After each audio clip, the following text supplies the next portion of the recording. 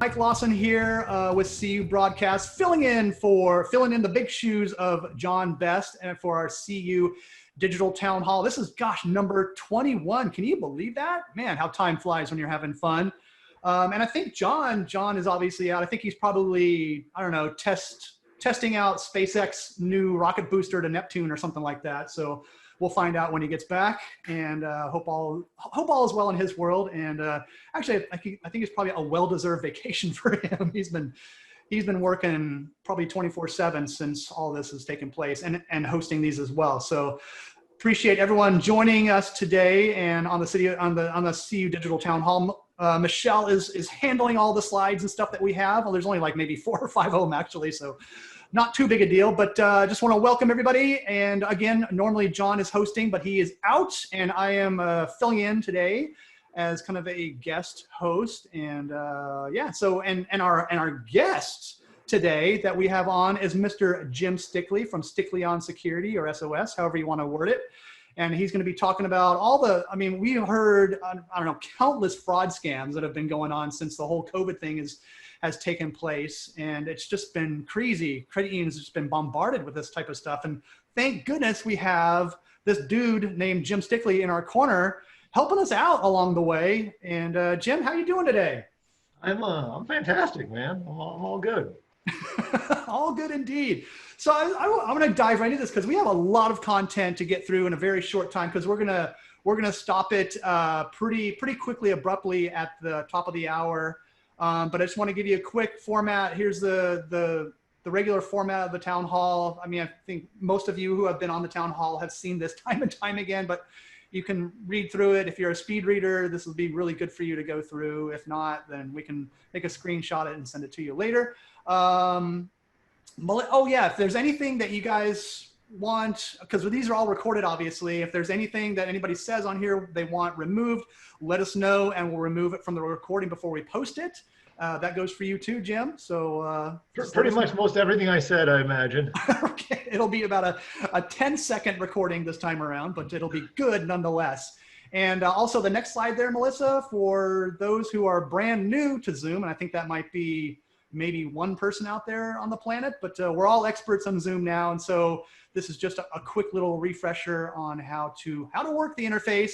And a huge favor for all of us right now, just go and quickly just mute your microphones, because we've had a number of folks just talking randomly, and that just kind of interrupts what's going on. We don't want any of that, especially the Zoom bombers out there. And also, just in the chat room, in the chat part, just to quickly introduce yourself, let us know you're there. And if you guys have any questions throughout the whole thing, shoot one over in the chat. I'll be watching it, and we'll include you guys for sure. But we have a lot of questions for Jim, and I think we should probably get started, shall we? Jim, you ready for this? Sounds great. All right. So there's Jim. That's your homepage there. It's time for more. Not sure more of what, but more of Jim. How about that? Yeah. Yeah, a lot of phishing, a lot of fraud going on. So I think you wanted to start out with phishing attacks on the rise. So how bad is it out there right now, Jim? It's crazy, man. There's always phishing, and it's always out of control. But right now, it's exponentially worse. I know it's been a while now. They put out a report a little less than a month ago, and they said that they were seeing a 600% increase in phishing, which is bananas, because it was already really bad. So yeah, I think that it's basically kind of the perfect storm. I mean, there's a lot of people that are home bored, and that includes cyber criminals. And they're just sitting around with nothing better to do. You might as well start sending out phishing emails. So it's gotten out of control. So is there anything in particular or popular type of phishing attacks going on right now? What's kind of hit what's the top 10? Well, I want to see the top 10. The hot spot. Yeah. It's shockingly, it's COVID related stuff. Oh, really? For sure. It's like the big one. It was the first time it was going around. It was all about like, hey, your neighborhood's gotten really bad. Click here to get an update, and it would look like it came from health officials or something. And so, you'd be like, oh no, it's spreading in my neighborhood. Well, now obviously it's spread everywhere. So that one's kind of not as cool. So now the new one is the COVID tracers. And so basically what that email says, and this one's, really, really successful. We just did a segment for a TV show because it's people just fall for it so easily. And basically, you receive an email. It looks like it comes from some health department, CDC, or your state health department, Yeah. and it says basically that you've come in contact with somebody that was infected with COVID, and now they're doing their notification, basically the quarantine notification. And so they'll give you a case reference ID number. They'll tell you that obviously you need to be quarantined. They'll give you some other warnings about stuff going on, and then there's always either a link or an attachment. And the link basically says, hey, to pull up your full account information regarding your particular case, click on this link. So if people receive this, they go, holy crap, I might have COVID, that's not a good day. And so they click on the link to find out more about their particular case, or there'll be an attachment. And again, the same thing, if you open the attachment, any of these things is sending you to a malicious site somewhere where they're either going to put malware or do something bad. So that is by far the most popular one. The secondary one is anything related to Black Lives Matters. There's a lot of scams going around with those. Some of them are anti, some of them are pro, doesn't really matter.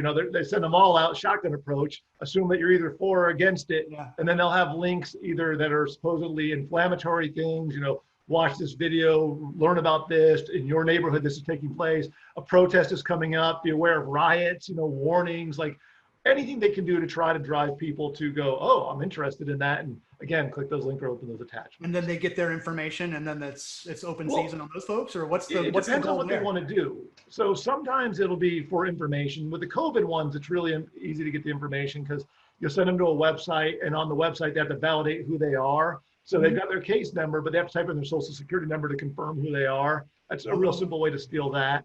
With the Black Lives Matters, more of them are about malware. So those are generally, you go to a malicious site and it's trying to exploit code in your computer, a vulnerability, or the attachments are malware, and you double click on them and it's installing malware on your computer. So that's generally what we're seeing with the Black Lives Matters ones. Gotcha.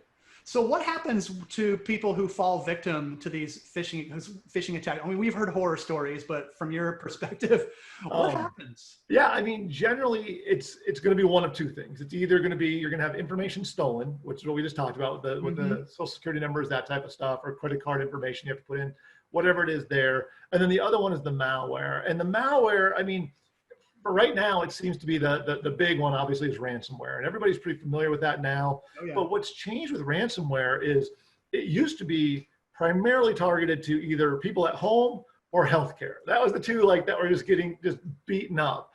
But because they were having so much success, criminals have realized, why not just start manipulating the code to be designed for specific verticals, for specific industries. So Honda was a great example of this. Up until Honda was attacked, no one had ever seen ransomware that was designed to go after industrial complex at an industrial level, where it could literally taking the robotics down and things like that. That's totally new. Wow. So what criminals are starting to do is they're starting to learn the industry. So if they're going after banking, for example, they're starting to figure out, okay, we get on a computer, we start monitoring what's happening in that network, and we learn about the network itself, what systems are using, what, their core processor, these different things. And then they manipulate their malware to actually start compromising those systems and locking them down and placing ransomware. So the actual infrastructure gets affected. So it's no longer just, hey, I locked out some tellers from their computer. It's now we're taking down actual infrastructure that runs the entire organization. So there's a really big shift in how ransomware is being deployed. So speaking of deploy, I mean, so how can I tell the difference between a safe email and a fake email? I think that's probably one of the most common questions you get, but it's still appropriate, right? Yeah, I mean, and the sad thing is that that's probably the number one question, and there is no answer. It's literally impossible now. And so many times you talk to people, and especially when I've gone out to scam people, and afterwards you talk to them and you go, okay, so what caused you to click on, what did you do? And they go, oh, well, I thought it was safe because ... And everybody has this idea in their head, oh, when I look at an email, I look and I see, does it come from somebody I know? Does it reference my full name? Does it reference things about me? They have this criteria in their head, and they kind of check the boxes, and if it meets those checks, they go, oh, it must be real. And the reality is, an unsolicited email from anybody saying anything can be malicious. And criminals are really good about figuring out how to make them look real. Nowadays, they obviously always will have your name. Oftentimes, they'll reference your specific job. They'll come from a coworker, a loved one.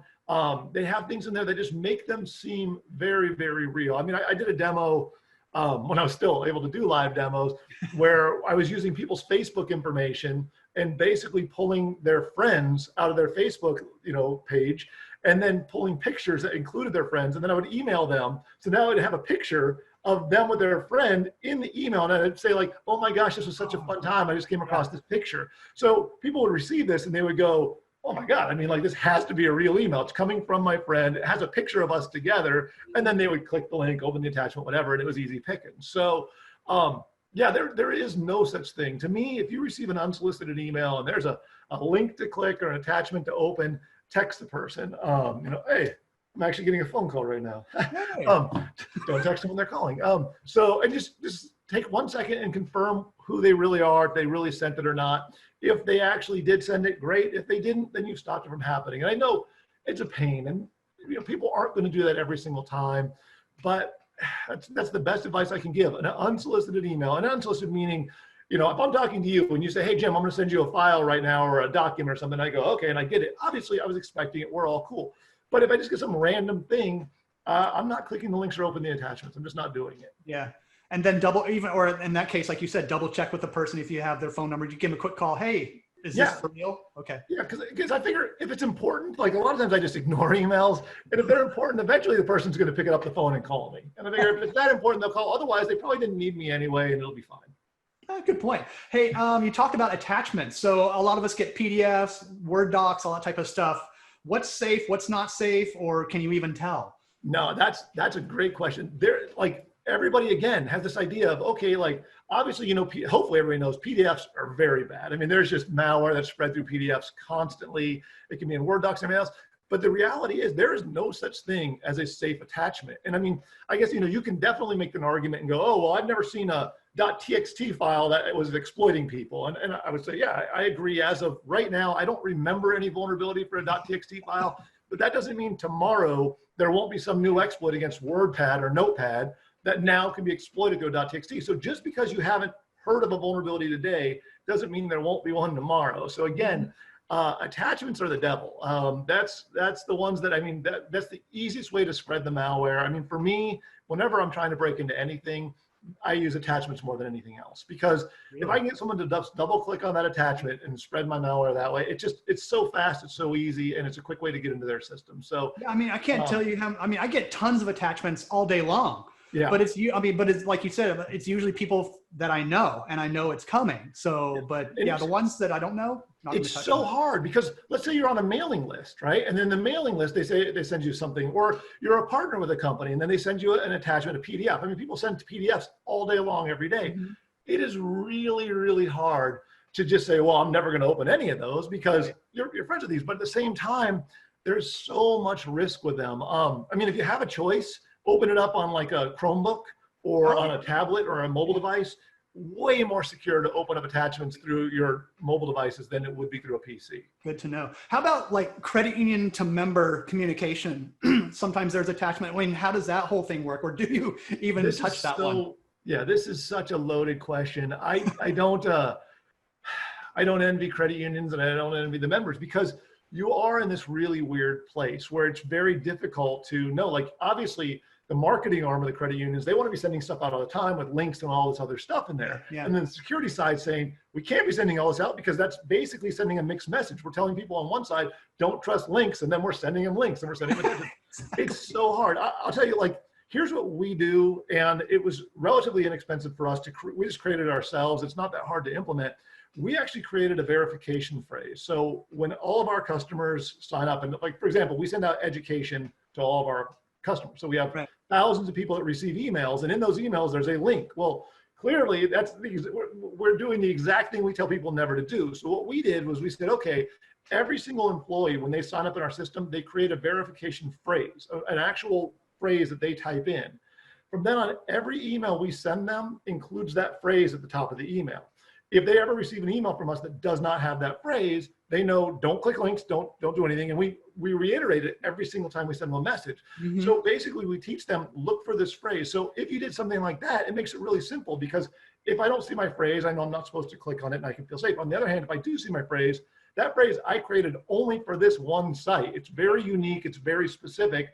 A criminal's not going to have that. There's no way they're going to guess that. So it gives people a way to be able to trust that they are receiving it truly from us. So credit unions could do the exact same thing. It wouldn't be hard to implement. You could just tie it directly into your online banking or something. And yeah, that would be one way to do it and make people feel a little bit more comfortable when they are receiving emails. Yeah, no doubt. Well, the reason why I asked that question is because when the whole COVID thing hit, it's like everyone was sprinting to digital. I mean, the whole in-person thing is gone. Well, yeah. I mean, for the most part, but we're trying to gradually reopen, but everything was digital. So this is the way the communication has been. So I'm just, obviously the benefits and the risks, where's the balance, that type of stuff. So with us moving to this, I mean, that just means that, credit unions are gonna have to up their game. I mean, they're gonna have to implement, it doesn't have to be the solution we do, but it's going to have to be something, because you've got to give people a layer of security there. And it can't just be, oh, we send encrypted messages, because encrypted messages is nothing more than an email with a link that you click to go to a website to then get the message, but you're still sending the link. It's got to be something where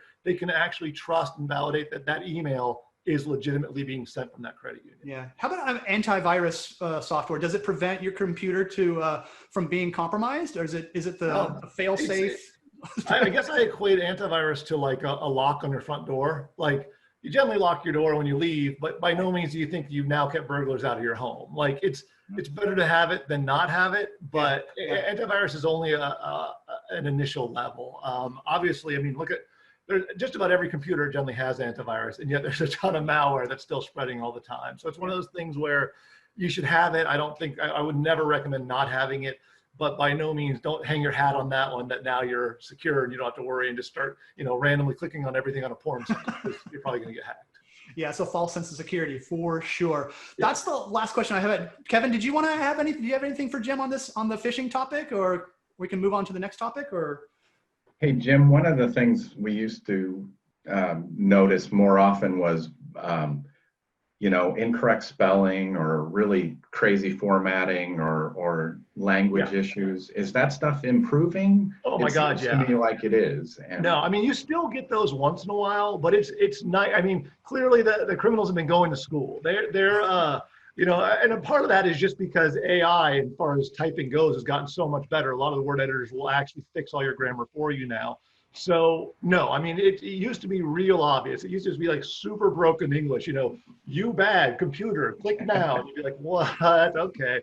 Now it's very well written. Oftentimes they're literally taking legitimate emails and just copying and pasting them into their own. So they don't even have to write it themselves. The CDC, for example, if you go to their website, they literally have on their site the entire script that they're supposed to use for COVID tracers. So when someone calls you to tell you that you have, because that's a real thing. So if someone calls you up and tells you, hey, you've come in contact with somebody, the script that they use is publicly available on the CDC. So now if I'm a criminal, I can literally go and scrape their script and put it into my email, and it will look very real because it's literally their script. Wow. Wow. Amazing, crazy stuff today. Anything else, Kevin, on this one? No, that's okay. Good.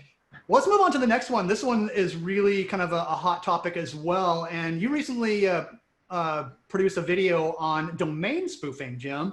And so can you tell us what exactly is domain spoofing and why is it so important to us right now? What's going on here? Yeah, domain spoofing is really hot right now. That's become kind of the new hip thing for criminals, kind of.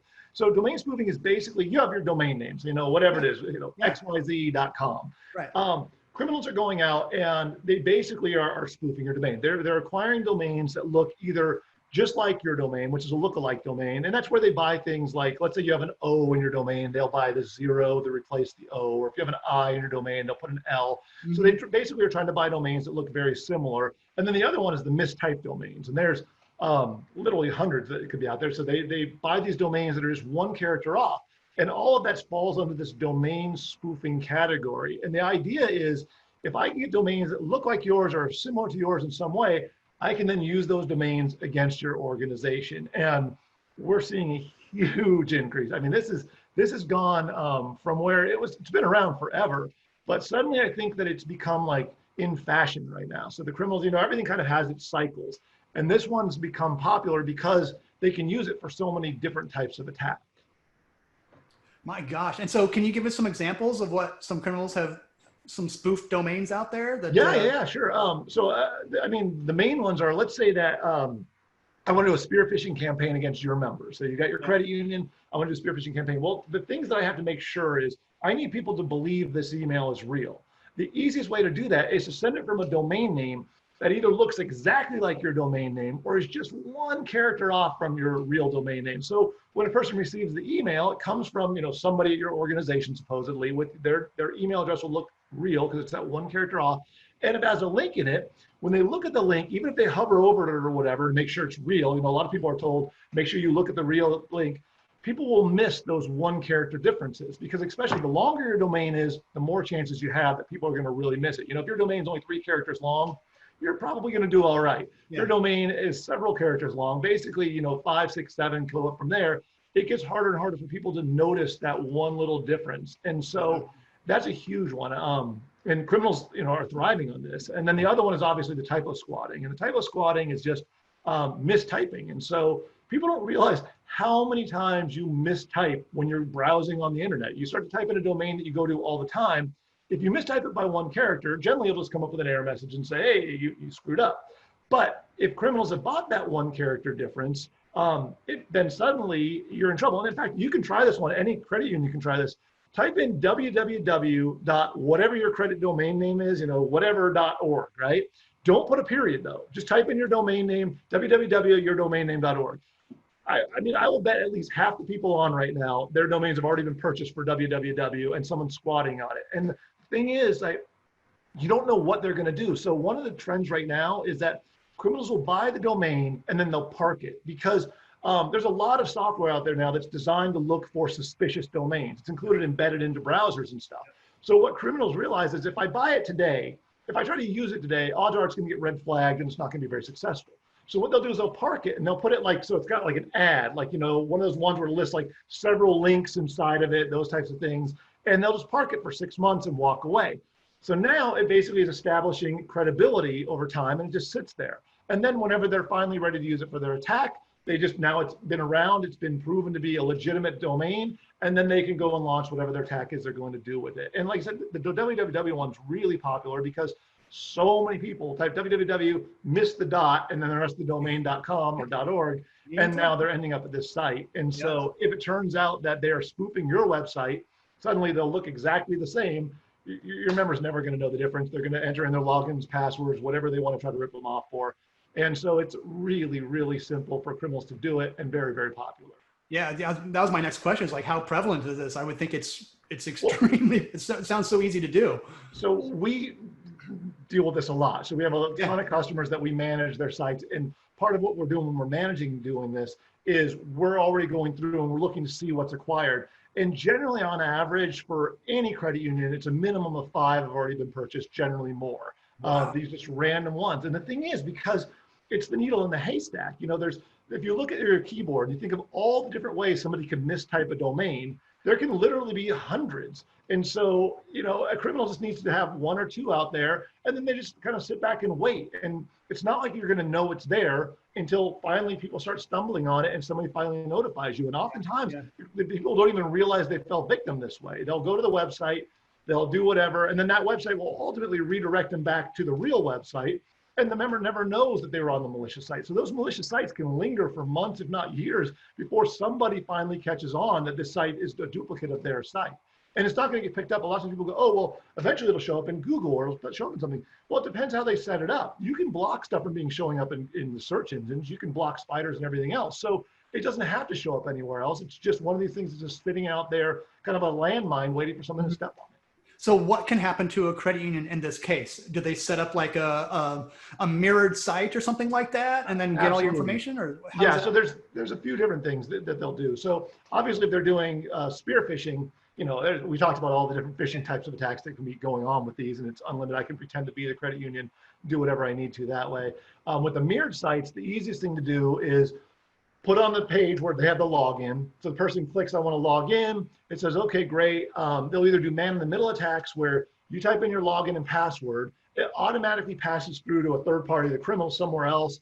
They take that and they push it through to the real site. And then when the real site sends a challenge or whatever, they'll then tell the person they've got the challenge. And if it's on-screen challenge, the person will type it in. If it's text message, you can still have it be set up to where you can tell them, okay, tell me the validation code on this page. So they type it in there, you get that now, and you type it in on the real site. As far as the person knows, they're logging into the legitimate site, and in reality, somebody's logging into the other site. And then when they're logged in, you just give a message like, please hold for a moment, and then they kind of sit and wait. You do all the damage you want, and then you give a message saying, we apologize for this inconvenience. Online banking is currently offline. It'll be back in 24 hours. And that gives you 24 hours to wire transfer to do whatever you need to do to try to trash their account. Goodness. So what can credit unions do in this case? Obviously, go out there and search for all these external, extraneous websites. I know you guys do some stuff in this area too, but what can they do? So that's the thing. So it's one of those things that you have a choice. You can use our service. We have a service called Domain Assure, and I'll explain that if you want. But or you can do it yourself. And if you do it yourself, this is absolutely something you can do. It's just, I'm not sure why you would when you can use our service and it's really inexpensive. You basically go up and you figure out all of the domains that could be used against you. And you kind of, we've created our own algorithm, so we already know it all. But basically you buy them. You buy every one of those domains, so that way someone else can't. And I know immediately you're thinking in your head, okay, there could literally be several hundred of these that you'd have to buy. That seems absurd to go out and do that amount of work. And I totally agree. And that's why we created the service, is because we had customers that we were looking at that we were dealing with and trying to help them do takedown services and take the stuff down when they're under attack. And it finally dawned on me that no one's going to go out and do all that work and then maintaining it year after year and having to redirect and do all that. So I was like, screw it, let's just create something. And it was designed where, again, we aren't going to get rich off this service, but it was designed to basically make it easy. You provide your domain to us. Right. Once you give us that one domain, our solution automatically goes out. It acquires the hundreds of domains, automatically redirects them to wherever you want it to go. So you can say, I want, these domains to go to this specific page and these other ones to go here, or however you want to do. And it basically locks it down. And then we put monitoring on top of that, so that now if people acquire domains that aren't these random ones here, but maybe they buy a domain where it's your domain name hyphen updates or hyphen special account or whatever, we monitor for all of that on a daily basis, so we can warn you if those types of things pop up as well. So my philosophy simply comes down to that monitoring is great, and I think you should do monitoring. Like I said, that's part of the service that we do, but it's too little too late on these main things. If somebody's out there and they're actively sitting on one of your domains and they're actively attacking your members, by the time you find out, it used to be takedown services were very, very fast. But now, I mean, we deal with it all the time. Takedowns can take several weeks now because it's not all managed the way it used to be. Once the United States gave up control of how all domains are being managed, we basically gave up control to having the ability just to shut them down very fast. So now, if a criminal has a domain and they're in China or they're some third world country or something, and you want to try to get that domain taken down, it can literally take weeks, and during which time that site's just out there, just blasting away at your members, and there's nothing you can do but just watch it happening. Oh my God, what a nightmare. Yeah, it's is there a credit union out there using it? I mean, oh my God, we have a truckload. Oh, cool. Of course, I'm gonna draw blank. Numerica. Go to Numerica credit union. numericacu.org. Go to their domain and try to mistype their domain. Just try to mistype by any character. Doesn't matter how much, whatever you do. So if you type in Numerica and you type in NU, instead of hitting U, you hit a Y for U. And then the rest of numerica.com, you spell correctly with our numericacu.com, I think is theirs. You'll see you'll still end up at Numerica's website. And I think Kevin's working on it right now. I think he's checking it out right now. There you go. It's and we have a lot that are doing this now because again, it's extremely inexpensive and it makes sense. And I'm one of those people that I'm a big fan of. If you can do it yourself, by all means, don't pay for what you can do yourself. But at the same time, if you are thinking like, oh, I'm going to do that, I'll take care of it, and 2 weeks from now you still haven't done it, odds are 2 weeks later you're still not going to have done it because it is a lot of work and a big pain. And if you're ultimately not going to do it yourself and go through all the work, at least check into our service because it is really inexpensive. And generally speaking, it's going to be probably less expensive than you just doing it yourself. Yeah. And plus we get good rates on all of our domains and we're acquiring them and locking them down. Yeah, we have some folks in the chat that are asking for more information on it. So where can we find out more information? Oh, just the simplest, go to my domain assure, DOMAINASSURE.com. That'll take you straight over to the Stickland Security website, but right to the Domain Assure page. Okay. And you can see it there. And you can schedule demos to see it live. And Rick does webinars and stuff on it all the time. But it's really slick and it's really simple. And it's one of those things that I just go like, I can't imagine any company, and we don't just obviously just do credit unions. We do companies nationwide. All sorts of very large companies use our service because it just makes sense. Why would you let somebody else do it? Sometimes people go, oh, well, we were looking and we can't find anybody sitting on it right now, so we feel pretty good. And I go, well, just because they're not doing it today doesn't mean that they're not going to do it tomorrow. And why wouldn't you acquire them and get them before somebody else does? Because once somebody buys that domain, you're never getting it back.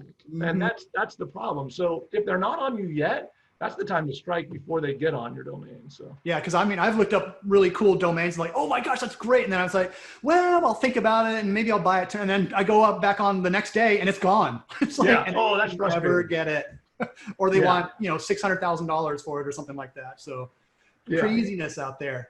Let's say a credit union member or an employee browses a malicious website by accident. What can they look for to know it's bad in this realm? Yeah, that's it used to be simple. We used to tell everybody watch for HTTPS. That was kind of like the key thing. And now that's completely blown up. A couple of years ago, they changed how HTTPS was going to be used. So it used to be HTTPS was this thing where if you wanted to get a certificate, you had to jump through all these hoops. You had to prove who you were. You didn't have to send identification. You had to send corporate information. It was like this huge process. Now, if you want to get a certificate, you pay less. That's like $7.99, and they'll have it to you in like 5 minutes. You don't have to do anything. All you have to do is just prove that you own the domain. Yeah, anybody can get a certificate for anything. I've got a truckload for companies that we try to spoof and pretend we are, and just one character off. Completely legal, because the way they changed it used to be HTTPS was like this true verification that this company was a legitimate, real company. Now, all they use them for is to confirm that the data that you're doing is encrypted traffic. So all you're proving is that while you're on this web page, anything you type will be encrypted to the other side. And if somebody was monitoring on the network and sniffing the network traffic, they won't be able to see the data. And it was done because of the mobile devices and people on Wi-Fi everywhere and a lot of sniffing that was going on the network. But they've blown up the one thing that people could actually use that you could truly verify if this site was legitimate. So now the better things to do is go do your own research. Like if you're going to go to a website and maybe you want to make a purchase, but it's a small site you've never heard of, obviously do a who is, see how long that that domain's been owned. If you can get any other information, oftentimes it's all hidden now, but any other information you can find out about it's good. Do research on the site by just literally doing a Google search on that domain and see what's out there. If there's literally nothing, that's just as big a red flag as if there's, bad stuff, because nothing means no one's using it, no one's talking about it, there's nothing at all. If you find stuff that's out there, people talking about how it's bad, they've got ripped off, that's also bad. And then ultimately, if there's stuff that a lot of people talking about it and they've had good and bad experiences, well, then you got to kind of take it into Yelp review. Sometimes you believe them, sometimes you don't, you got to make up your own mind. But it comes down to actual manual research now. So just the number one thing is do not assume because it says HTTPS that makes any difference anymore, because it literally doesn't. Wow, I thought all along, even like last week, like, oh, I always look for that little S, like, okay, we're good. All right, but it turns out it means nothing now. It means literally nothing. Like I said, we use them for all of our phishing campaigns. We add the HTTPS in and they're all just bogus garbage. Anybody can get them, and you can get them like that. I think they're like $7, $7.95, something like that. Mercy. Kevin, do you have any questions on this topic? I mean, this is just kind of mind-blowing what's going on out there right now. It is, especially crazy. From a credit union perspective.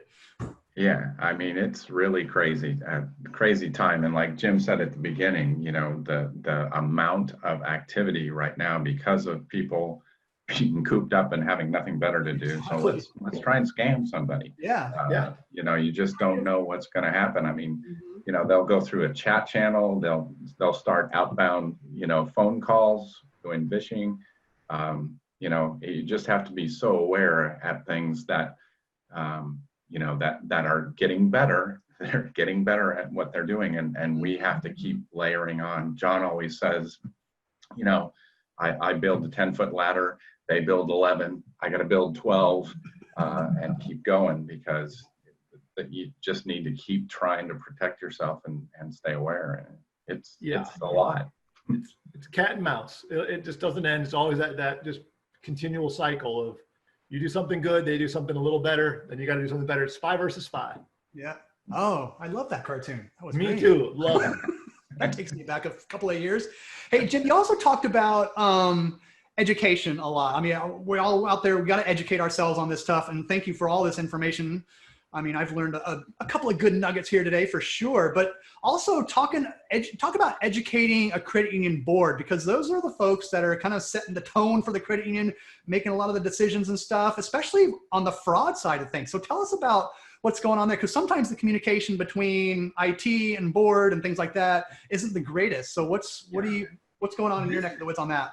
This one drives me bananas. So I don't understand. I know, like, you know, I've gone to many, many credit union board meetings, and it seems that security education and awareness to the board is almost like this afterthought that they kind of like go, oh, well, you know, we send them a flyer every once in a while, or like there's just this very little thing. And I go, like, I don't know in this day and age how board members can be making decisions on things like budgetary things or anything else with this small amount of education that they receive when it comes to cybersecurity. So yeah, it drives me crazy. I mean, obviously our company's, I'm biased. I mean, our company does education, and that's what we're all focused on with our company. But it's particular when it comes to the board, it does really concern me because, you know, there's always new regs. There's always new things that they're having to do. Not only they're new regs, but there's adjustments in how they view old regs. You know, sometimes regs have been around forever. Suddenly the auditors are looking at them in a whole new way, and they're applying to things in a whole new way. And oftentimes, like, board members have no idea that these changes are taking place. And for me, like, if I was the CSO or the CIO or anybody that's trying to get a budget, I think it's got to be so hard. If the less the board understands how much risk is going on right now with the credit union, the less likely they are to be a funding that's the budget stuff that you need. So to me, my number one budget thing would first be, how do I get more security education to the board so they understand all the risks, so that then I can get my budget for everything else, because it is, it's crazy. And like that, I've worked with a lot of boards, a lot of them. And time again, when you start actually explaining some of these risks, you just see their eyes like go wide. Like they just had no idea that these things were going on. And to me, that's important. I mean, that should be something that they really should have drummed into them. I mean, a minimum once a year, they should be getting that word into their head and having them really be aware of what's going on. Kevin, did you guys, you know, your days at Westcom, did you guys, what was your experience with this? Did you guys, I mean, you guys, Westcom's always been a kind of a technologically proactive, progressive credit union, but did you guys have any issues with this, with, you know, addressing these types of issues with the board? You know, we were really lucky. Number one, I think, you know, even going back to Rob's time, he kept, like Jim said, he kept IT security, particularly as it became more complex. He kept it really on the front burner and constantly communicated about it. Mm-hmm. And actually, a couple times in the last few years, we had the board come back to us after the initial budget was put through and say, we're really concerned that you're not spending enough on IT security. So, you know, are there other things that you need? And what an advantage that was, that we did have a number of people who were advocates for it, so we could get out in front sometimes. Yeah, what's funny is Westcom, they actually did have me come out and educate their board. So they were the ones that were very much on the forefront. I literally went and did there. So yeah. So how do you get a board to kind of, I don't want to say buy into this, but how do you, I don't know, this is really an open-ended question here, but is there some magic words you can use, Jim, or? Yeah, I mean. Or Kevin too, if you want to chime in as well. I mean, well, I'll go with Kevin first, because Kevin actually was involved. Yeah. It's really, I think, you know, and Jim touched on it, I think it's education. It's understanding, you know, trying to understand what we were doing, what the tools did, you know, much like, you know, anything that we talked about earlier. It's trying to identify the tools like Jim's tool that make it easier for us to find those domains, and we're not spending human time, which is the most expensive time, doing it. So, you know, part of it was just keeping them informed. Part of it was letting them know, if I don't, you know, I'm going to spend X amount of dollars on this, but if I didn't have it, I would have to have, you know, 2 more bodies to do this. You know, and it was looking for automation, looking for ways to stay current, that helped us keep the board supportive, I guess.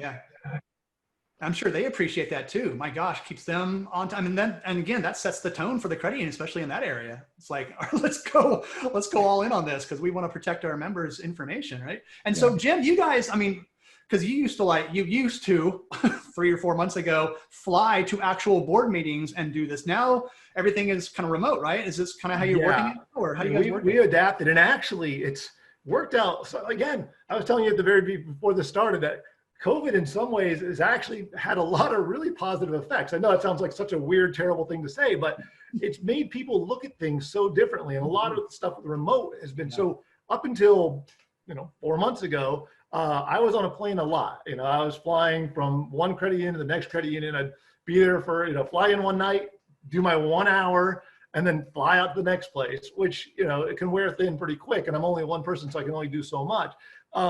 Now, because of this, it required us to kind of rethink how we were going to do it. So for our company, what we ended up doing was saying, okay, we've designed a video. So a lot of stuff that I would just do everywhere. It's kind of, I have my canned stuff that I do from place to place.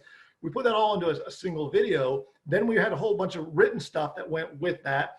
And so now we're working with the credit unions, and whenever we're doing these board meetings, we send them the package ahead of time. They schedule for whatever their date is. They take their video, they watch their video with their board, generally again, about half an hour long. They then have some written content. They go through all of that. And then they either get me on their Zoom, webinar, whatever solution they happen to have, WebEx, whatever, or just a phone. And then we do the portion that's the live portion, but it's live with me remote. And it allows me to do a heck of a lot more boards than I've ever done in the past.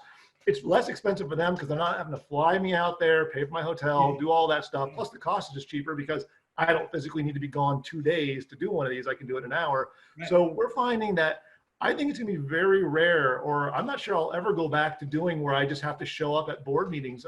That's gonna be a rare thing because I found that this works really, really well. And it's great because, we can, since in the past, this has been going on now for a few months, and already we've updated the video one time because things change, technology changes, but it's so simple to, make a change on the video, update the stuff with the latest things that are going on.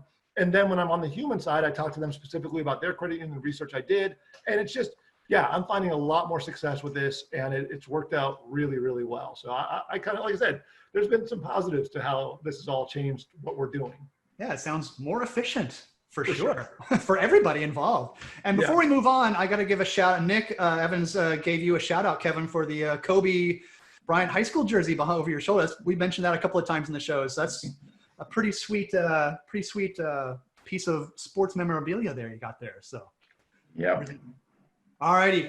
Next topic. Do you have anything else on this, Kevin? By the way, since no, I think I always enjoy hearing Jim because he scares the heck out of me, but he wakes us all up. Exactly. He scares us in a good way. We enjoy that. Hey, also, I wanted to address working from, we have about 17 minutes here left, but working from home has obviously been the big trend in the last 3 or 4 months for obvious reasons. So what are some risks in that area? Because I think this trend is going to continue even in our post-COVID world. Yeah, I think people found that this works. So I think that a lot of people are going to stick with this. I mean, a lot of the initial risks have hopefully been addressed. In the beginning, everybody was just using their own computers and connecting through like VPNs, which was just an absolute train wreck. Now, most organizations have got, Chromebooks, or they've got whatever, they've got their own standardized ones that they're sending out to all their employees. And that's a really important thing. If you're still allowing people to use their own personal PCs to connect through a VPN to your corporate network, you're crazy. I mean, that's just because you can't control the security. You can't control anything about that device. And, God only knows what they're doing, if their kids are on it being crazy. So to me, that's the number one thing, is have control of the device itself.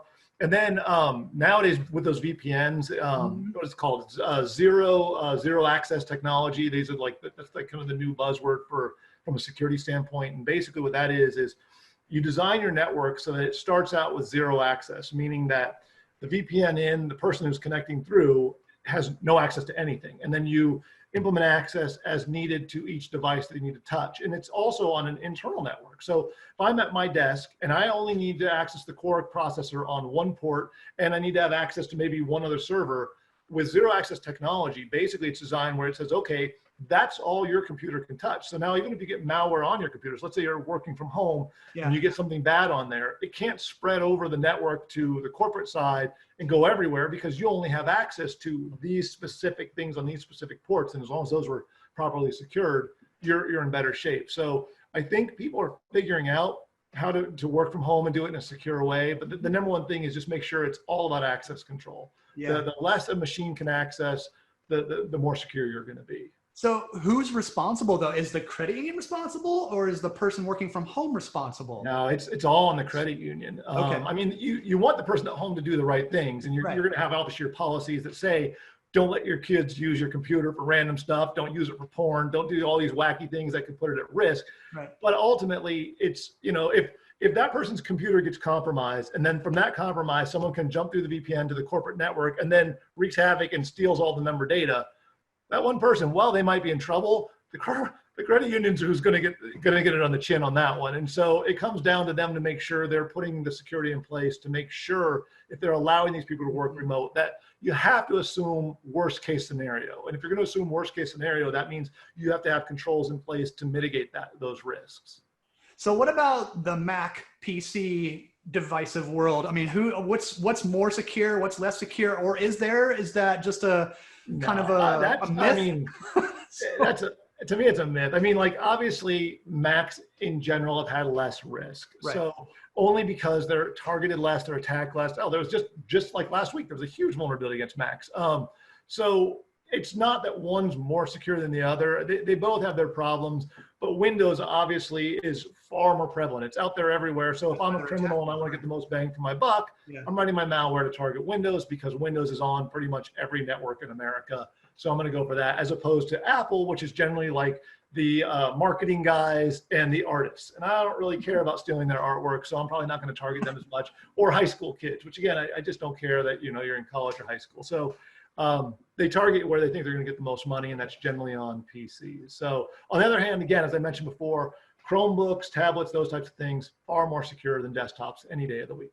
Gotcha. What are you guys seeing from your end, Kevin? From even from Best Innovation Group, or even from the credit unions that you guys are working with? What are you seeing out there as far as what people are doing? I think what we've just had we talked a lot in the early times of COVID about how, all of a sudden, all the people that we told them, oh, you can't work from home, you can't do, we can't do this, we can't secure everything. And then boom, it was like out go 200 laptops in the next few weeks, and trying to do that. It's really, it's just become kind of a way. Like you said, everybody's on Zoom calls all day long. So there's much more comfort. There's a comfort factor. I think, one of the things we're seeing is a move towards having your video on. It's a way of, trying to figure out how to keep connected and keep your teams connected.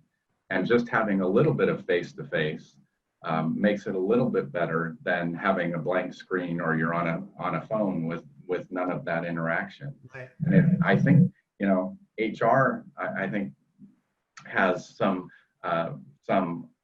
opportunities to continue to be more effective and find ways for organizations to keep connected with them being spread out all over the place, and making sure, you have to watch both ends of the spectrum, the person who's going to try and sneak away from the computer during their regular day or whenever they're supposed to be there. And then the other hand, you have the people that are now working 18 hours a day because the access is right down the hallway, and I'm boom, and I'm in there doing whatever I need to do. And trying to keep that balance, I think, is a future change that I think we're going to have to be aware of. No doubt. All right, last topic. We have about 11 minutes left. Jim, if you can rush through this if you like. But we've been focusing on the computer, the laptop, the desktop for so long. What about mobile devices? Can they be hacked? Because you mentioned earlier that an iPad or a tablet or a phone, they're a bit more secure than what's going on with our desktop. So what about that? Can they be hacked? Can the mobile device be hacked? Sure. I mean, anything can be hacked. There's been things out there. The difference is that most of the time to attack mobile devices, you're going to attack them through the apps themselves. So if you're installing malicious apps, that's where the problem is. It's very rare to have, there's only been a couple that I know of ever, where a virus could literally spread from one mobile device to another mobile device or anything else. Really? It's just that rare. It's really, really rare. On the other hand, if you're installing apps that are malicious, that's where all the problems come in. So to me, I mean, just to kind of make it very quick, it comes down to do your research on your apps. And it's not just, hey, I went to the Play Store or I went to wherever and a lot of people downloaded it, so therefore it must be okay. I mean, you just see like every week you read about, you know, a whole slew of apps that get pulled off because they realized that they were malicious and they were stealing data and all this other stuff. So it's doing research on who makes the apps, what the apps are, what permissions those apps want on your phone. You know, if you're playing a game and that app needs access to all of your photos, it needs access to your emails and stuff, like, why does it need access to that stuff? You know, these are permissions that you're choosing to give something that should never have them. So be really, really aware of the permissions that you're giving on the apps, because generally that's where things fall apart, is due to those permissions. Well, the reason why I asked that question as well is that more and more credit unions are going to their members and providing services externally or outside the credit, and they're using tablets and they're using, you know, whatever portable devices that they have. And so I would think this would be a pretty prevalent issue, or at least one of concern, that your mobile device could be compromised. It absolutely can, but again, it's so much more difficult to hack phones. I've done some work with it, and I've done some malware for them, and it's just a lot of work, and it's a lot harder to spread it, because you have to do things like text a person and then convince them to go to a site, and then like if you're on Androids are easier to attack than Apple for sure, because it's easier to go to third-party sites to download apps onto the phone, whereas Apple does it all in one location, so they have more security around that. You know, if you're installing apps and they're not coming from Android's actual store, you have even higher risk, no doubt about it. If you jailbreak your phones, you're definitely going to have more risk, because once you jailbreak either one, a lot of the security gets disabled that was implemented into those. So be aware of that if you're deciding to do that. If you don't know what jailbreaking is, you haven't done it, you don't have to worry, because it's work. You would know you were doing it. But yeah, our I mean, older kids like to jailbreak the phone. Our older kids like to jailbreak the phones. Yeah, there you go. I'm like, well, have fun with that. Yeah, and also warn your members about duplicate apps. That's a big deal. A lot of people a lot of criminals will create apps that look just like the real app, and they'll give them a similar name, and they don't last very long in the stores. They get caught relatively quick. But even if it's up for only a day or a few hours, if they get people downloading that app and putting it on their phone, those people are compromised. So making sure people understand to look for a very specific app, you know, give them the exact name, make sure they know where it is, or have links on your site directly to where they can get the apps, so that they don't just have to search for them through the stores themselves. Now, can you tell if an app is malicious? Is it pretty blatant, or is it getting pretty slick out there with what they're doing? No, I mean, you're generally not going to know. I mean, it's different. It's not like ransomware. Like, you know, ransomware on a mobile device locks you out of logging into your phone. That's what ransomware is on your phone. It's not like it's going to lock down all your stuff and you can't get it. They just lock you out of your phone, and it's not horrific to get back. It's just a pain in the neck. So that's not as bad. There are overlay attacks where the things you're typing, you think you're typing in one app, but another app is overlaying it, so you're actually typing somewhere else. That's how they do keyboard grabs and things like that. So there's bad stuff out there, but it's not the same. It's not near as bad as it can be like still on a PC. At least today it's not. So what's the credit union connection here? What should they be aware of with this issue? Again, it's just warning members about these types of things, because what ends up happening is if a member puts stupid apps on their phone and now they have like an overlay app, and then they have their identity stolen and stuff, then they're like, oh, I got hacked through your app. I got hacked through your app at the credit union. The credit union's like, no, our app is fine. You're a moron, and you put this other thing on, and that's why you got hacked. So warning people these other things are out there is probably, you know, being proactive and letting them know that's your best defense against this. Yeah, I saw that in the fine print of a lot of credit union applications, things like that. Don't be a moron, and if you could write that on I think really that should just be a saying that everybody says on a daily basis. Just don't be a moron. Life would be so much better if nobody was a moron. Exactly, it would be a wonderful world. I think my wife would agree and say that about me many times, so I think I'm included in this mix. Yeah, we can have shirts made, hashtag don't be a moron. Exactly. I love it. It's a side business. Yes. 2020. Hey, can they get in? I mean, the reason why I asked the credit union connection here, Jim, is like, can criminals get into your phone or your tablet and kind of hack into your bank, the banking app or the credit union app? No, I mean, that kind of stuff, Almost never. Okay. Mobile devices are sandboxed. And so they're designed in a really smart way where you can't just like go, if I'm in one, like on a PC, if you get anywhere on the PC, you pretty much have access to everything. On a mobile device, even if I have an app on your phone, that doesn't mean I have access to another app and I can get in and manipulate code, stuff like that, unless there's some huge underlying vulnerability that's being exploited, which won't generally last very long and we get patched very, very quickly. So that's really rare. Okay, good stuff. All right, Kevin, anything else? Anything on the mobile front from your perspective? Nope. We've always encouraged, and you have to be careful because it's our older members who are least likely to use mobile, and getting them to use mobile is their most secure way of accessing their information. So it's a challenge, but something that I think we need to continue to work on is getting our older members, more comfortable with mobile. Indeed. And I think the big takeaway for this call, Jim, is hashtag don't be a moron. I think that's the big takeaway for today. Wow. Yeah, we've many takeaways. Nicely. I say that in complete jest. No, tons of takeaways. My gosh. And we covered it all, Jim. I didn't think we would cover it all. We did it. Look at Congratulations. I know we have 4 minutes left. Does anybody out there have a quick question for Jim that they're experiencing out there, or shall we leave it at that? Anyone? Bueller? I guess not. I guess you're off the hook, Jim. I love it. We'll have lunch.